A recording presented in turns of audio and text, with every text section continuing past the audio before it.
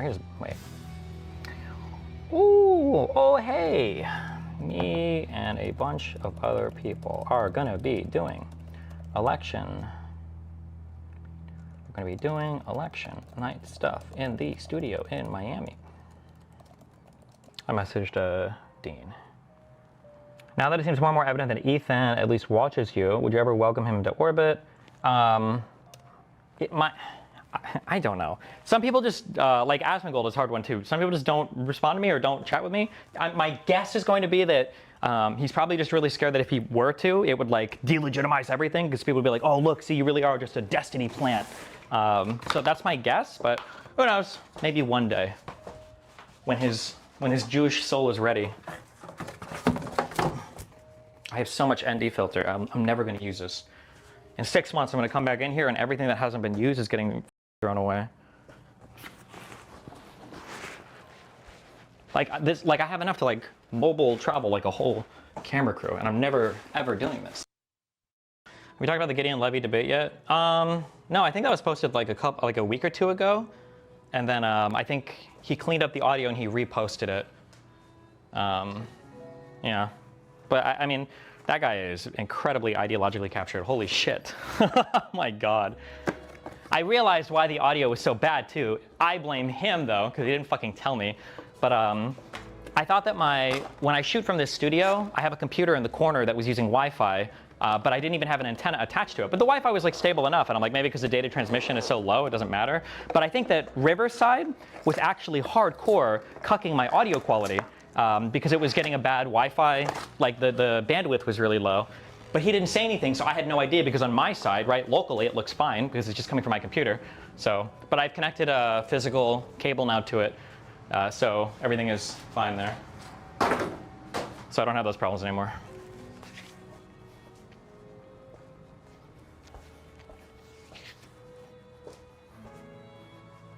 Yeah, that's what's weird about it. Maybe because Amazon just Twitch stuff, and since Destiny's Man, wait, what? I didn't even see it until you retweeted it yesterday. Oh, well. Are you going to bet anything on Polymarket? I don't even know how that shit works. I prepared his audio with AI voiceovers. It took 15 hours. Oh, you're the guy that did it. I saw you in the Twitter comments. Good job. The reason Bluetooth is prone to interference is because of where it hangs out on the 2.4 gigahertz frequency. Common Wi-Fi systems set up decently use channels 1, 6, and 11, a 40. Well, like, what I'm saying is I'm literally just... I'm guessing this based on my intuitive techness, okay? I don't know how else to explain it, but it feels like when I'm communicating with a light using Bluetooth, it feels like what's happening is my device is going to the other device, and we're having like a software conversation that has to be like negotiated back and forth, and then once we both like understood who each other is, and we've got like our encryption, and we've got our software handshakes and all that stuff, then we can start going back and forth and sending signals, and for whatever reason, this Chinese software sucks at that. But broadcasting on the transmitter box, because I have 256 channels, what it feels like is I just push a button, and it feels like what it's doing is it's just going to the transmitter box and it's broadcasting, hey, if you're on channel 1, change the lighting stuff to this. And then any device that has like a antenna open and is like, oh, I'm channel 1, and I can broadcast that, then it just does that. It feels like there's way less software overhead when it comes to the broadcasting versus just like Bluetooth. I could be totally wrong though, because I literally have not read anything about that. I'm just like, that's the story that I have in my mind, because that's what it feels like when I'm operating the software. But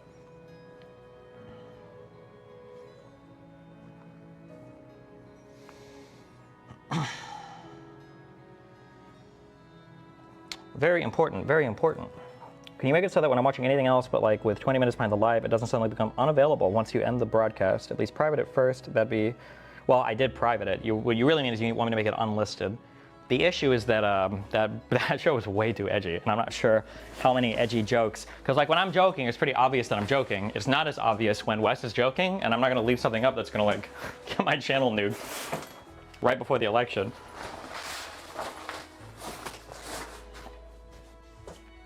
I don't need this many fucking bags of travel shit. Jesus. Kind of true, but that's not inherent to Bluetooth. It's more the parts of the Bluetooth protocol that are being used. There's broadcast functionality for Bluetooth too, but it's probably not being used in that case. Oh, that could be true as well, maybe, perhaps. My experience, I have very bad personal experiences with Bluetooth. I don't know if it's the protocol or the implementation, but using Bluetooth on speakers. It feels like, even on an iPhone, like when you push the button to turn Bluetooth on and off, it like takes a second to like, I don't like Bluetooth. It feels very jankety. But again, maybe that's just, and even in your car, it just feels shitty. I'm waiting for the digital interface revolution where we start prioritizing like snappy responses rather than loading in 50 trillion features that nobody ever uses. I guarantee you that in 99% of cars, like 80% of what's available in the digital interface has never been touched before, ever. It's so annoying.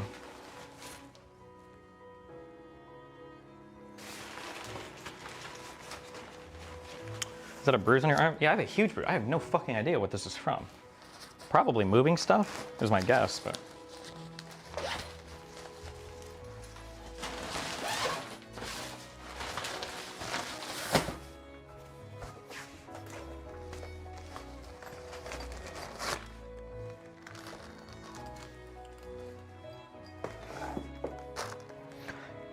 Feature flooding is easier than optimizing a small set of features properly. True, but the Factorio development crew is really slick. I really like watching their development processes. Those guys are like obsessed with refining and optimizing and everything their code base for Factorio. I appreciate it. And it shows. The product is good. It's super stable, runs really well with so many things going on a lot of different machines, so.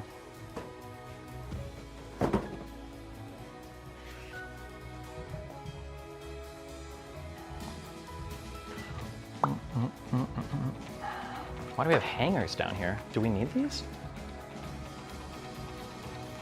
Okay, we'll see. What was I doing? Oh, boxes.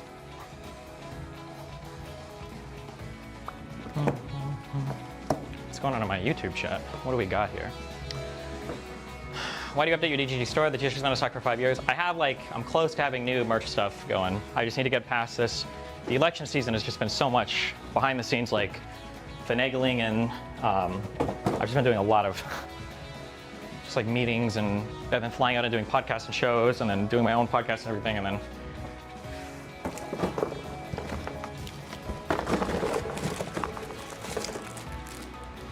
what is this? A remote control. Don't know what it is, so it's probably trash.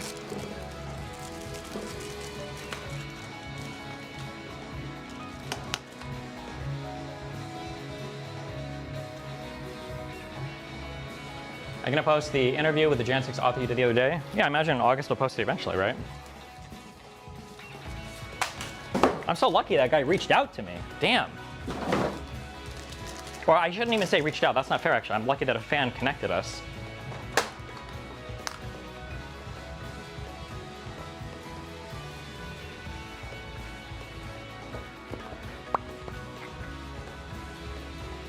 Have you considered mounting things like lights from the ceilings or walls, or you're avoiding damaging space too much?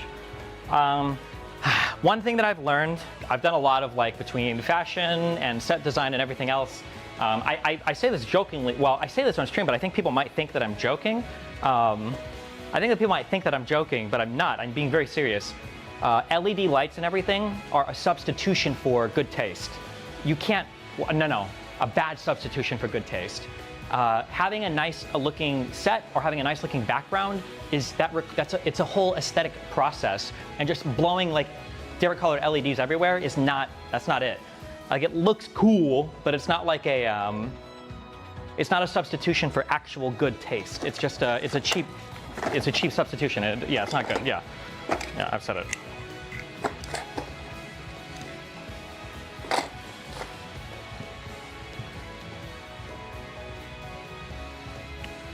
Imagine if he's trolling you and you just waste your time to make sure you get fucked on no video.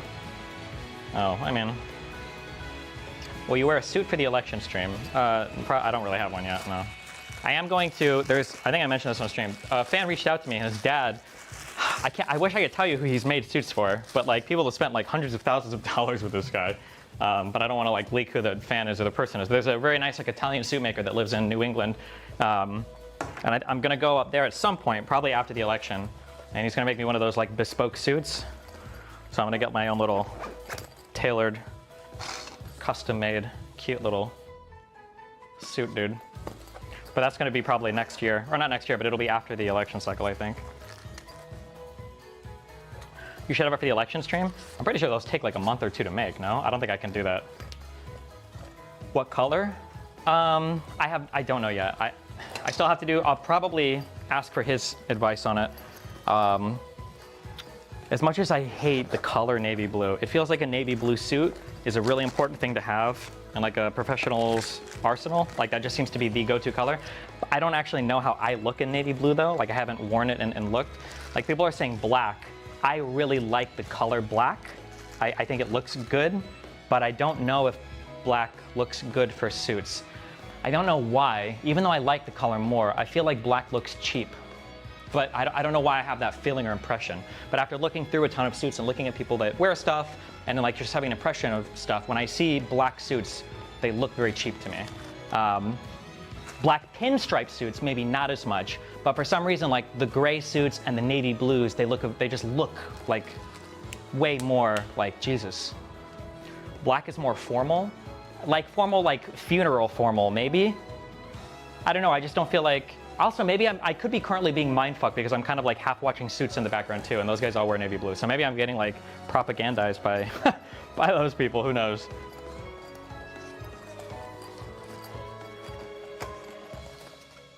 Charcoal grays are nicer? Yeah, for sure. Are you, you're getting the Tate suit? Andrew and his brother talk about that guy? Wait, link me and I can check actually.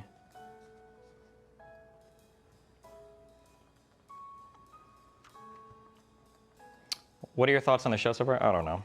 Are you going for the new money look? No, I don't want to. I'm trying to like wear stuff that is aesthetically appropriate, if that makes sense. But I'm not necessarily trying to like signal wealth. I think that's super cringe. I think it's more important. This is my personal opinion, so take everything with a grain of salt. I think it's more important to, if you're existing in those environments, I think it's more important to signal that you understand the aesthetic vocabulary of the environment rather than like, oh, this is a $50,000 thing. Like a nice like $5,000 accessory, I think would go a lot further than a gaudy $30,000 piece of jewelry, if that makes sense.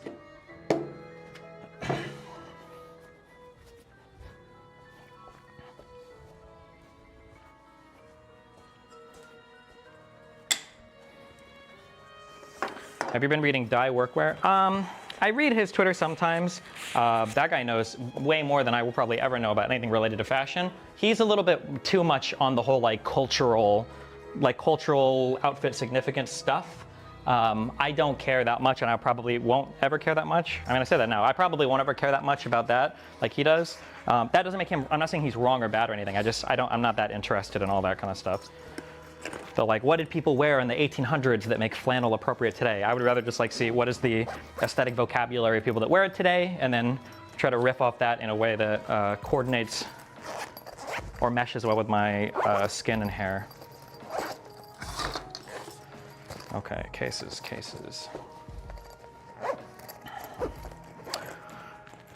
Will you ever shave your entire beard off again? If it comes out like hardcore, like if I start splotching out like crazy, then I might just shave it all off, but we'll see.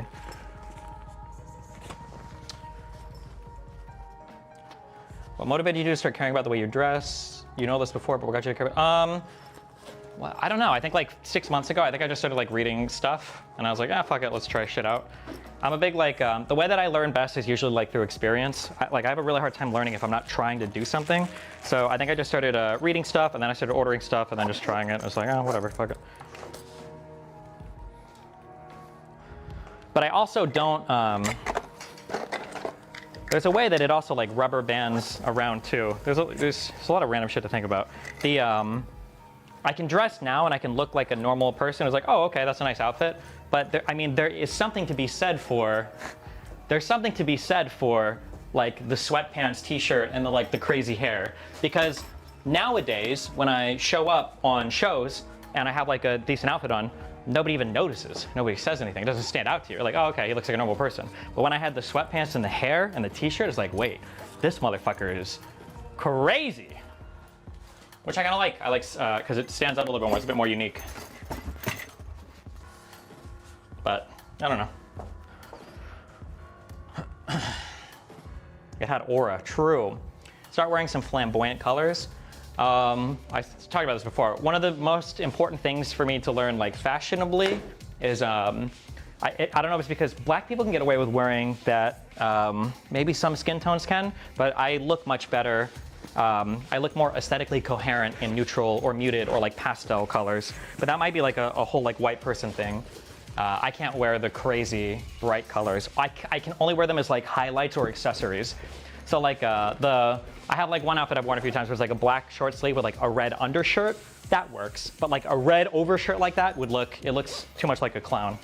Which can be cute. I don't mind it. It just doesn't look very, like that would have to be like an intentional choice.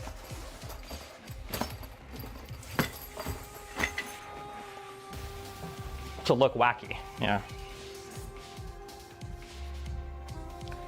When will you get a haircut again? I don't know. The issue with getting haircuts is that all the people down here, I don't know if it's like a Hispanic thing or what, but they're so bad down here. I need that Jewish dude to come back from Israel because he cut my hair really nice, and when it grew out, it looked nice. Bro, I remember the last time I got a haircut here. I don't know if you guys remember. I don't know if I showed it on the stream, but the guy took my hair like here and he cut it like this. It was like down to here, and then it was up to here. And I'm like, bro, what the fuck are you doing right now? So I don't know, man. Fuck these people.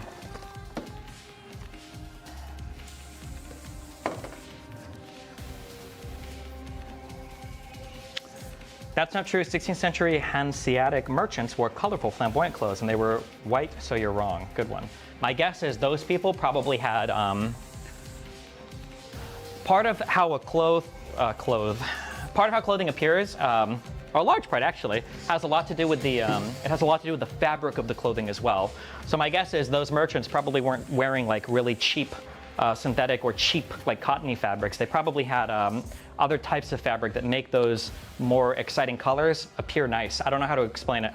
I actually don't know much about like different types of fabrics, but I know that the type of fabric you have can completely and utterly change, like totally change the way a particular thing appears. So.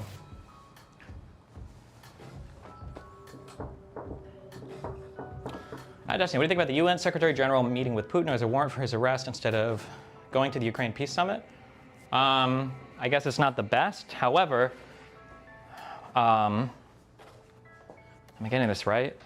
I have more sympathy for people that I debate now with who don't know anything about Israel-Palestine, who are supposedly scholars, because I don't remember every single fact that I had in my head when I was actively debating it.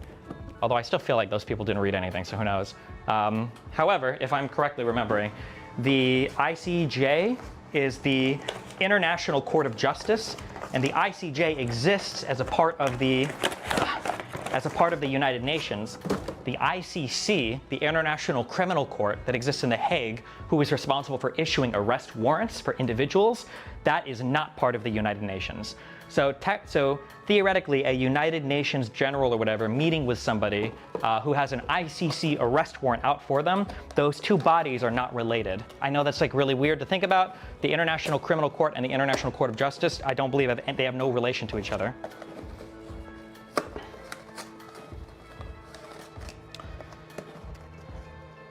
The ICJ is also in The Hague. Yeah, it might be, but I don't think it has anything to do. Or the ICJ is a formal part of the United Nations, but the ICC, my understanding is it's separate, if I remember correctly. Being short and thin makes dressing nice a lot harder. It's like nothing fits quite right. If you're short and thin, actually, I think you can wear a lot. I think I have probably like the worst body type for fitting into stuff. I don't know if you call it like what do you call like the alienoid? There's like a name for it, but because if I get fat, I accumulate fat here. Like, what's the Reddit picture for this or whatever? Like this guy. If you're thin, you can wear stuff that is like that's very good. There's a name for is it the ectomorph or the Mewtwo or whatever? It's not, people are saying skinny fat, they don't know what I'm talking about. Some who, if you know, you know. There are certain people that, yeah, just the way that they put on fat is unfortunate, and I have that unfortunate fat-wearing body type. Some guys put fat on really well, like they get fat like around a lot of their body. My dad does it too. I noticed that like when my dad puts on fat, it exclusively goes to his stomach. Like it's the only place in his body that, that fat accumulates in. People will call it beer belly, but it really has nothing to do with beer or any of that. It just is, yeah. What is the best clothing for fat people who carry weight like that? It really depends. I don't know. If you're fat and tall, you get away with a lot. That one guy, God, fuck, there's a guy who's so slick on TikTok who shows like crazy fits, but he's also like tall and broad-shouldered too. If you're like very skinny and if you're very short and very fat and you have narrow shoulders, it's probably a lot harder. But outfits are very, very, very important when it comes to like how you look. Like you're limited more by your mind or how you view yourself than by any outfit. Like the outfits are really important, trust me. Ask women, women know this intuitively. Because how a woman's body appears is like super impacted by the outfits that they wear. Like you'll hear men, I used to do this even before I understood more, women make the same stupid complaint and men will echo these complaints to sound like they're vibing with women, where women are like, oh, we don't have pockets in any of our clothing. Oh, that's not by mistake, that's by design. Women don't want pockets in their clothing because a pocket is going to cause, if you're a woman, like your thigh and like this area is like one of the most important areas of your body to like look good. You don't want like a pocket bulging out here ever. You don't put pockets on women's pants because women don't want them and they would never buy them. It's by design, not mistake. Audio XLR cables, okay.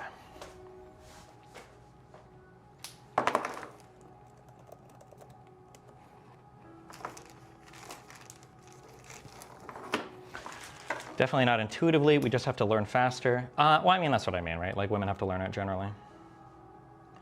Have you considered a more feminine or androgynous presentation? No, I'm not a big fan of, I don't like the way it looks, or at least I don't like the way it would look on me, no. Because I like facial hair and shit. And I think I have like a very masculine demeanor, like personality. So it would be weird if I was androgynous, like presenting in terms of fashion, and then my personality is like very type A masculine, like screaming at people. It wouldn't, I just don't think it meshes well. Okay, what do we got? XLR cables.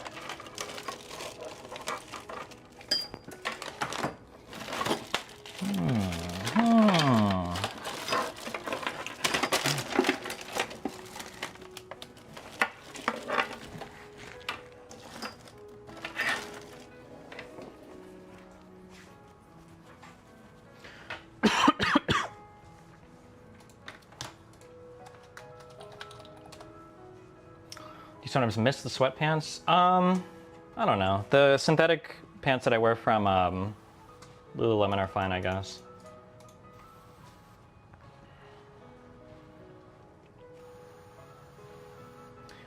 Did you read Lauren Chen and Southern are required to appear in court by November 8th? I heard about that.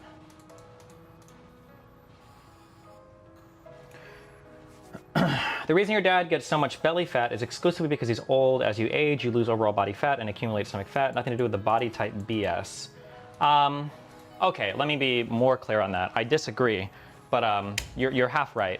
People that talk about like the ectomorph, the mesomorph, whatever, those types of things, that's bullshit. That is bullshit. That's pseudoscience. None of that is true. However, people do distribute fat around their body differently. That is true. Like there are men that will accumulate naturally.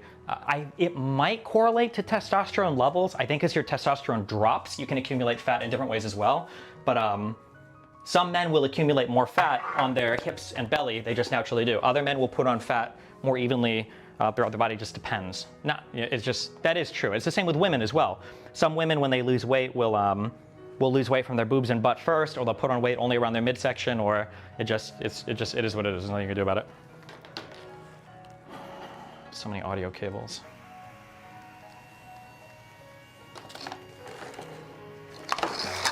Jesus, okay. Yes, but in his case, it has to do with age. It's a natural process. I had a class on it. I mean, maybe because his testosterone is dropping because of age. But no, my dad is he's always just had fat in his like midsection. That's just where he puts on fat.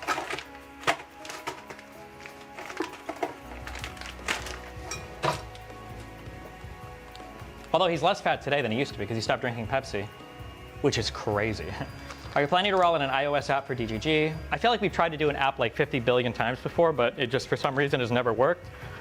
And I think nowadays, I think what Cake wants to do, or what Cake has been doing, is we've just been trying to make sure the website is supported as well as possible across like mobile browsers. I think that's like kind of been the goal, which seems to be going fine.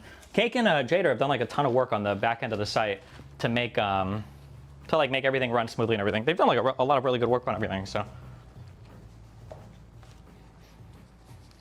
although a lot of that type of like back end stuff you guys don't see, because again, when it comes to software development, when it comes to web development, when it comes to whatever, if it works well, you don't notice it. You don't care. You only notice when things are broken.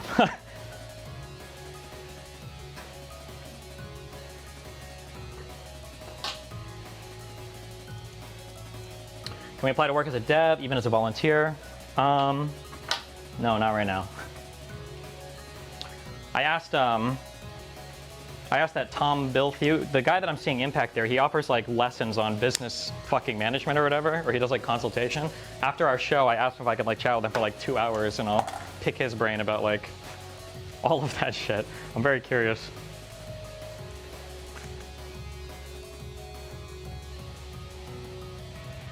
What are your T levels? My testosterone is incredibly low. I think the last I measured it was like 297. But there's a very huge reference range for testosterone for men, which is around, it's like 300 to 1,000. It's a huge reference range. I'm only saying this so that you don't get scammed at a fucking male T clinic, because the reference range is so huge. In my personal opinion, you shouldn't be going to get like TRT or any of that shit unless you actually have symptoms of having low testosterone.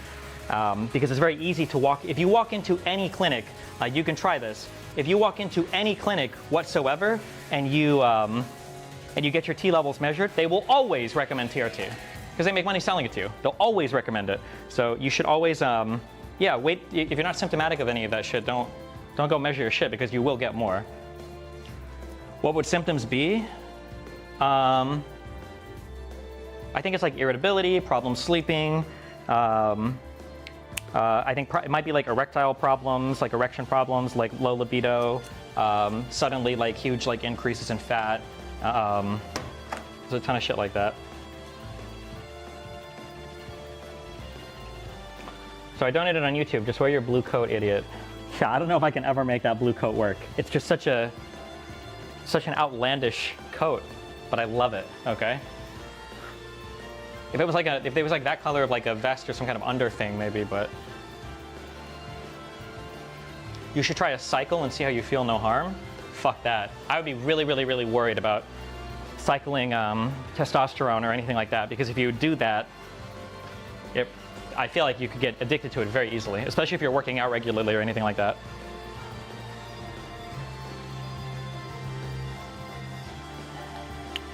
Doesn't measure T levels, about free testosterone levels, which does not indicate the real quantity of testosterone body. Yeah, I mean, there's like free T, there's like other things you measure as well. I'm just saying be careful. Hormones and vitamins and all that in your body are very like unique from person to person. So if you walk into any clinic and they tell you a number and they say this is low, if you haven't gotten measured regularly and they don't have a baseline for you, then it's hard to know if your levels are actually low or not, right?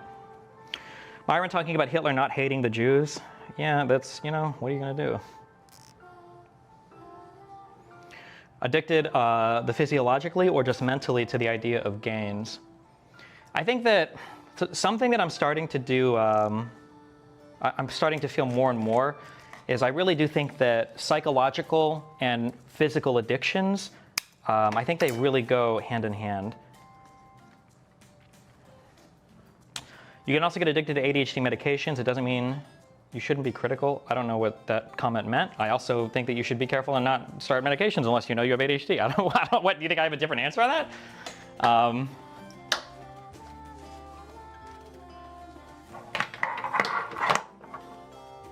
Fuck, I forgot what I just said, or what I was talking about before that. But whatever happened to this Jordan B. Peterson suit you're trying to get? That was a long time ago. They said they didn't want to work with me because I made too many edgy comments about Muslims, unironically.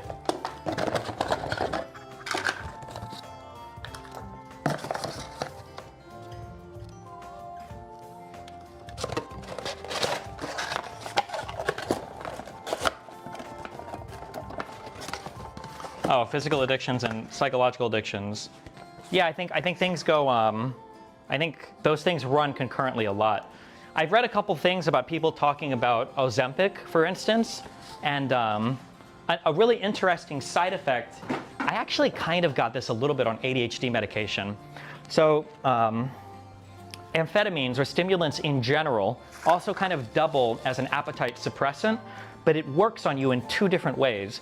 One way is it's actually I don't know if it's a dopamine and norepinephrine thing, but it actually suppresses a little bit your appetite. So you can prescribe amphetamines to people for minor weight loss or for a little bit of weight loss.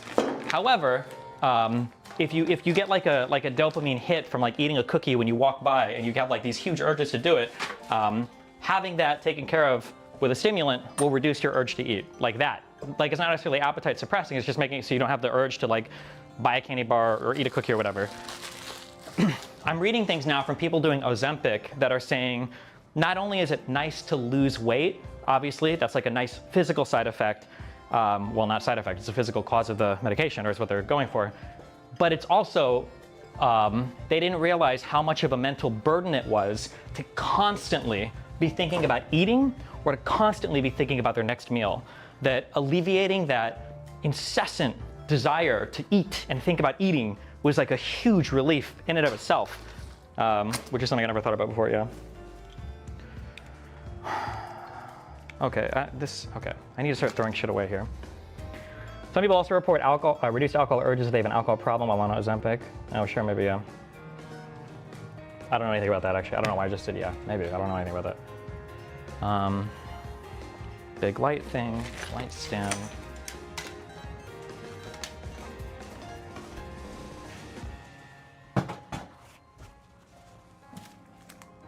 Mini album. I don't think we ended up using this, right?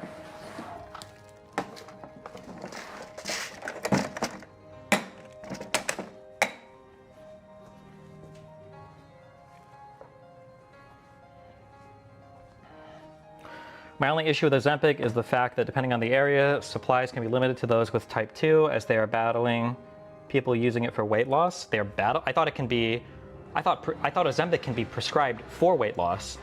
Like it's not like an off-label prescription. Seglemitide, I don't know what the fuck it's called anymore, but.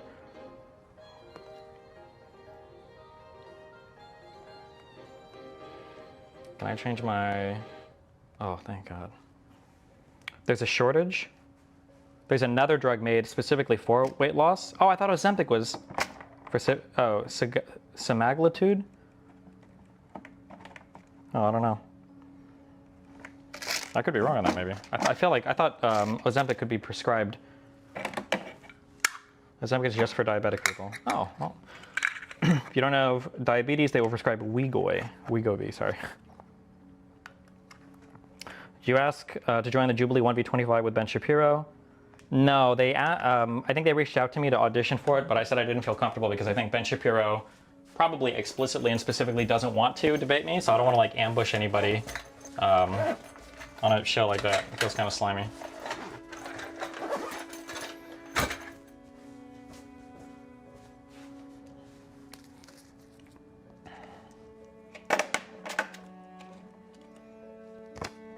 Okay, am I ever using these things ever? We've got like tacks in here.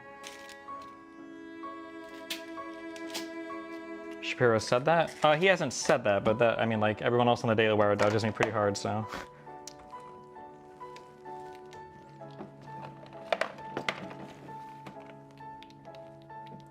Like he, the Daily Wire is still holding on to that, that Kevin Knowles, Kevin Knowles? Episode that we filmed. Do I need any of this?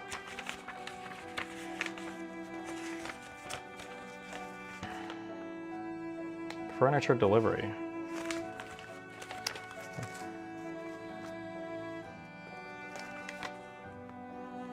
I saw the thing where Bernie Sanders was talking about the Novo Nordisk, about the prices in the US. Do you have any opinions on that? Have you seen it? No, but as cool as Bernie is, like I respect him for pushing for consistent stuff for a long time in his life. I have a ton of respect for him for that. Unfortunately, when like far left people talk about like drug pricing or anything like that, Usually they're just like, they just have no idea what they're talking about, so I tend to just ignore all of that stuff. Did Destiny say how he thinks he did? I don't really want to talk about it at all because we're technically NDA'd to discuss the performance or anything. Well, not technically NDA'd, we are NDA'd. I mean, I could break it, but it would be mean, and I doubt they would invite me back, so. And it's just disrespectful. Can I? Probably could have asked them to run the idea by Ben and then decided based on that. Yeah, but then I also would have had to fly out there like earlier and all. Fuck that. I'm already traveling enough, okay? Okay. What do we got? Trash. We don't need this shit.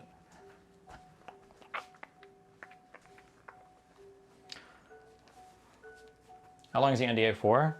Just until the episode releases.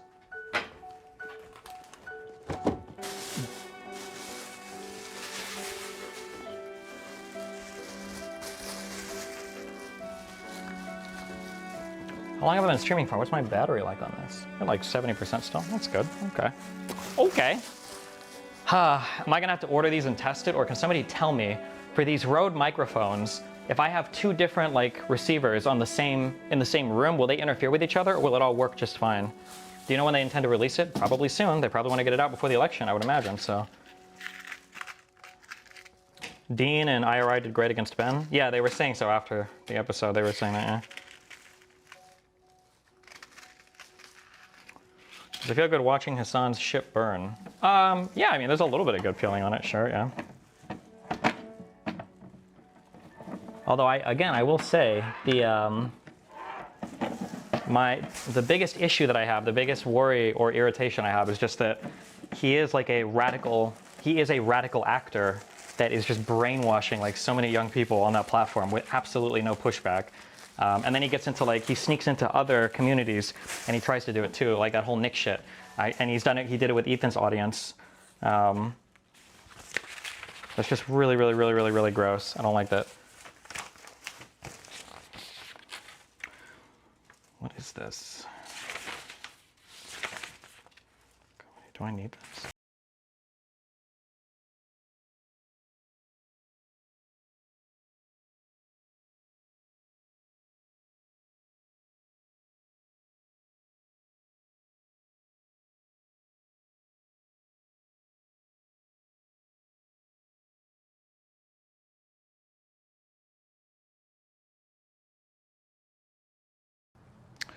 What correlates with the biggest sub growth for you? Heated debates. I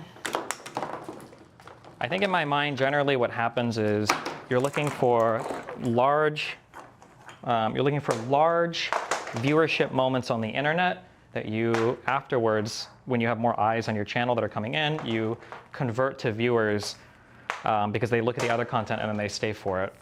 So my largest growth arc was probably like the Red Pill arc, but it was probably because I was already like pretty big going into the Red Pill arc. So like you have a big growth moment and then you do the next arc and then you have a bigger growth moment and then bigger and bigger, but that's just because of like the size you're growing too. But the, yeah. I'm probably not as good at converting viewers as other people. I'm good at converting people into long-term viewers because if you like my stuff, you're not going to find anything else like it on the internet. There's nobody else like me on the internet that is like super combative, does a fuck ton of research, is willing to go into hostile and friendly environments, and can change up a lot. I think that's one of my greatest abilities. I can change up a lot. I can talk to a lot of different people and like have good conversations. Yeah. So usually, yeah, I don't convert as well from big growth moments. But when I do convert people, they're usually like forever fans, or not forever fans, but they stay longer than most.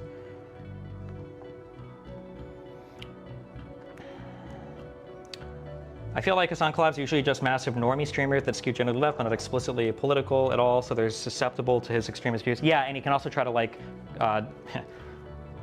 the business word would be convert, the political word would be indoctrinate, but he can try to convert from those audiences as well, yeah. One thing you do really well is engage your audience and speak to your chat way more than any other streamer. Was this a conscious effort from you at the start of your streaming career? Did you develop that over time? I think it's an attitude byproduct thing. Like, I don't want to say like I'm a man of the people, but like I don't like celebrity cringe networking shit is stuff that I've just never really given a fuck about. I just like talking to a ton of different people. I'm not necessarily like trying to up my clout ever. So like most of my friends and people on stream and everything come from just like my audience. I think a lot of streamers will stream to their like the dirty masses, and then when they turn their stream off, they go back and they hang out with their like clouded up friends before they have to like go back. Did I have scissors out here? Oh, here. Did you see that Brittany Simon made a weird video on the Ethan and Hassan stuff? She read one Israel-Palestine book and now thinks she knows everything and is backing Hassan. I didn't watch that. It doesn't surprise me. What do you think has been the reason for such a tight DGG community to form relative to other streamers? Is it mostly a product of you and the culture you develop, or the chat culture itself? I mean, I tried really hard early on to build a community. Like, it was like a very explicit effort. Like, I hung out a lot in my own chat. I like formed a lot of like community places.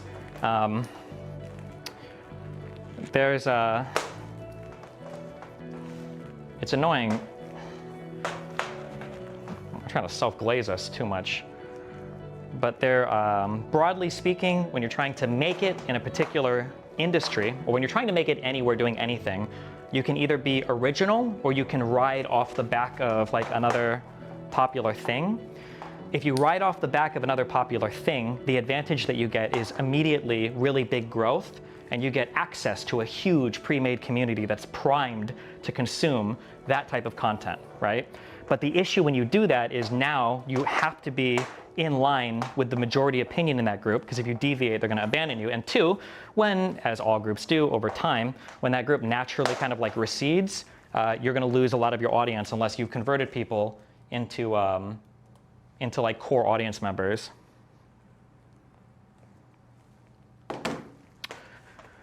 So for my stuff, like I've always like grown on the outer perimeter of everything, right? Like initially when we did StarCraft, I wasn't like part of Team Liquid.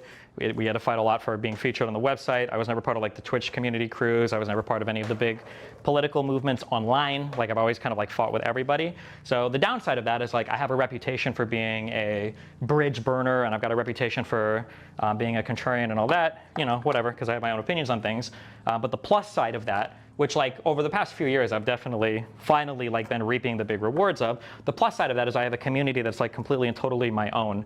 I can like read an issue and I can have a take on it, and I never have to worry about, am I in line with or am I contradicting some other, you know, big streamer or some other big whatever, because I'm not like part of any large ideological movement. I don't have to worry about what Kamala thinks or what Trump thinks or what whoever Charlie Kirk said or any of that bullshit. So. Do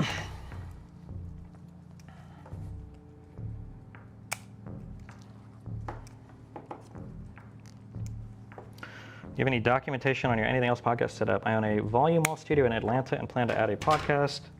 Love your auto switching and would like to learn more about it as a whole. I use a program called Advanced Auto Switcher.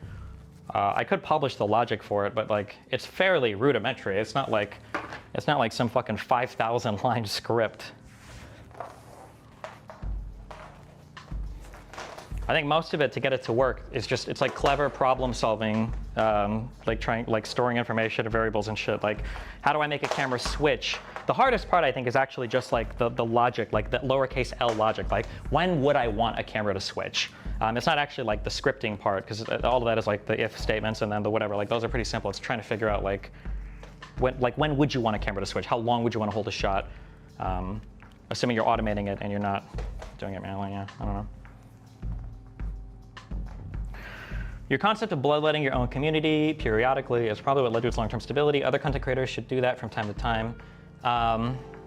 Yeah, but the issue is that it's very, very, very hard for people to take a step back, to take steps forward.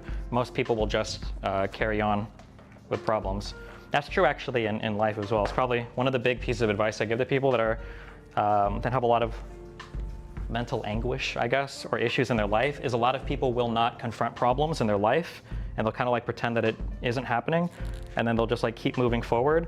And I call it accumulating baggage.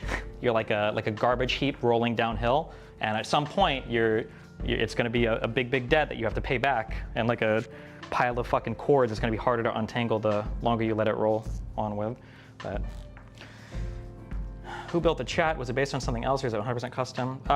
The chat is it's WebSockets. It was built by, I think, Stanpet, who is Serbian, Hungarian? What was he? A long time ago. I think he did the majority of the work on it. I think the reason why we built the chat was because a long time ago there was a everybody was using an IRC backend. Everybody was using an IRC backend, and then the front end was just like really shitty Flash, and it was like laggy and unstable and horrible.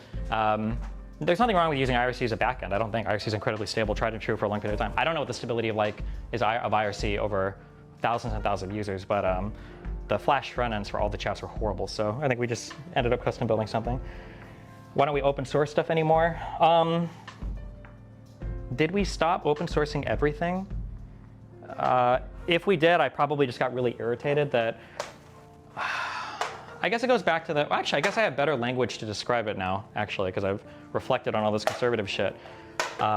Existing in uneven environments is very, very annoying. Like when you're playing by one set of rules and other people are playing by another set of rules. I open sourced my project, or I made the decision to. I shouldn't say I open sourced it, I'm not a fucking contributor, I didn't program it. But I supported the decision to open source it a long time ago because in my mind, I like the idea of contributing to like communities. Like I'm lucky enough to be a really big streamer. I'm lucky enough to be able to do this as a living, for a living. Even 10 years ago, I consider myself very, very fucking lucky. Making 100K a year streaming, I consider myself incredibly fucking lucky. So why not, like, if I'm making enough money to pay people to design shit, why not, like, you know, feed it back into the world? You know, this is a world that I can exist in and I can have a living in, and I'm lucky enough to be able to do it. So like, if I can make it easier for somebody else, or if I can contribute in some way, that's like super cool.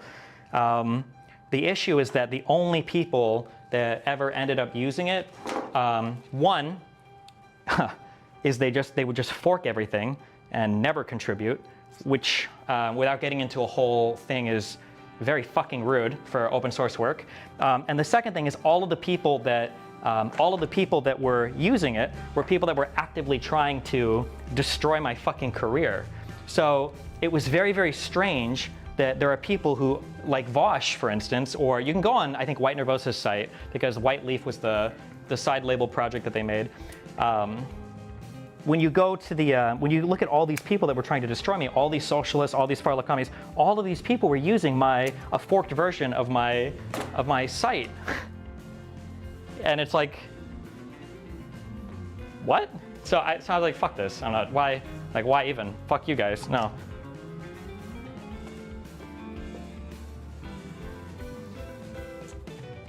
Something fun I see Hasan do is whenever he agrees, he claims to take and says, I've always said this, or an intern over there probably watches me as though he is ground zero for 95% of political takes. Nice. I think originally our idea was to license out the website to people and let Cake and Jitter manage it, but we all remember how that went. Oh yeah, because Mr. Girl was our ground zero test for that. Also, software as a service and all that is not worth it. That's not funny. Fuck that. Fuck all that bullshit.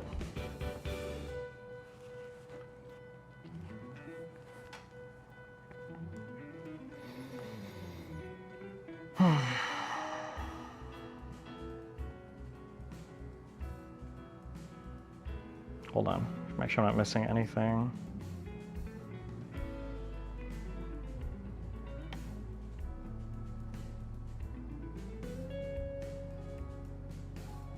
Yeah, fuck all that shit.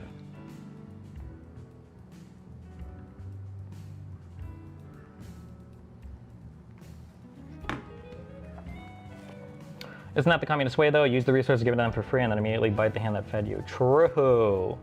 Mr. Girl's website is still up? Yeah, I think, but that runs like as is now. I don't think we provide any active support for that at all.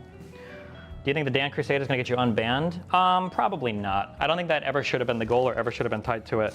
Again, I'll say for the 50 quadrillionth time, my main irritation is not that I'm banned from that site. That is a big personal irritation, of course. My main irritation is just that there is like radical fucking terrorist propaganda that is allowed, that is sanctioned by Twitch, and then it's allowed to be spewed by Hasan, like basically unrestricted and unopposed, and then he gets to infect and indoctrinate normie audiences with it. I think it's incredibly destructive. I think it's really bad and really sad to see that happen. Yeah.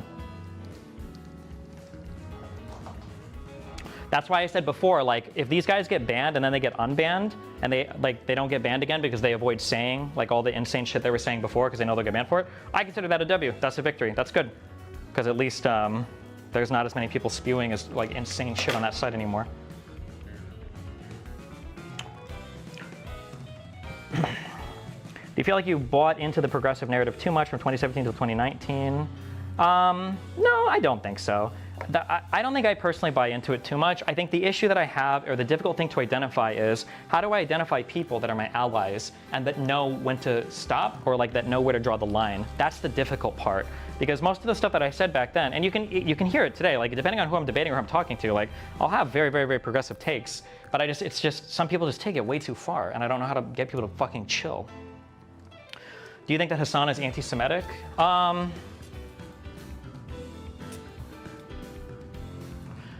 The challenging thing about anti-Semitism is that, and I can speak like a progressive language here actually, is that some things in practice are indistinguishable from other things in theory.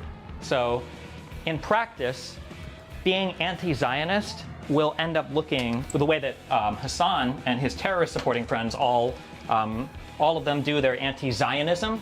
Their anti-Zionism in practice is indistinguishable from anti-Semitism. Hasan is indistinguishable from an anti-Semite in terms of like all the things that he advocates for and like the groups and the people that he supports.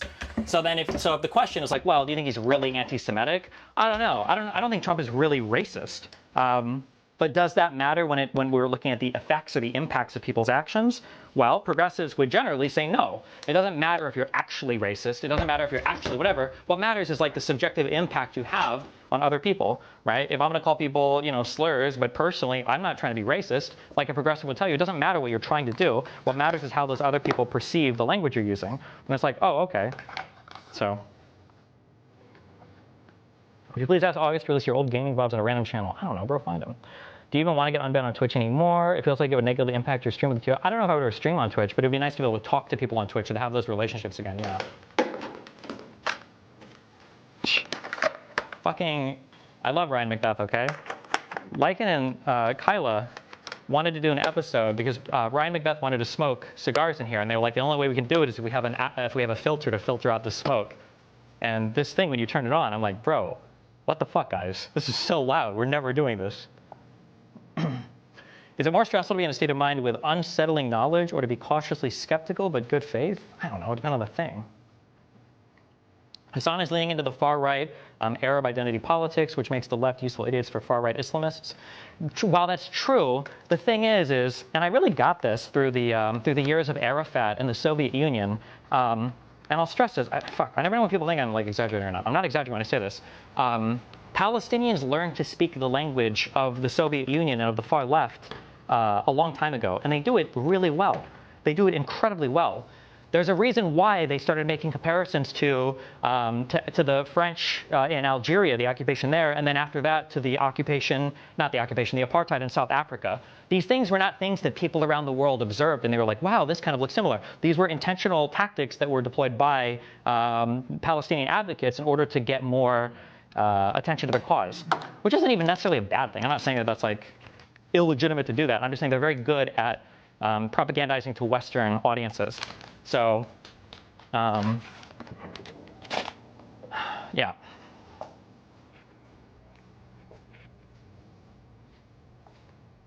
But it's very eye-rolling, I think, when I hear people like, apartheid is about like racial domination. How do you explain 2 million Arab Palestinians? Like, it doesn't make any sense. And people are like, Palestinians aren't allowed to do X, Y, Z. No, non-citizens of Israel aren't allowed to do X, Y, and Z. What are you talking about? That's not even that abnormal. Usually non-citizens aren't allowed to do a whole bunch of things in normal countries. That's how almost every country in the world works. But also, yeah, the occupation is bad, and that has to get figured out, but nobody can even engage with the reality of the situation, so how the fuck are you going to make any progress or headway in figuring it out?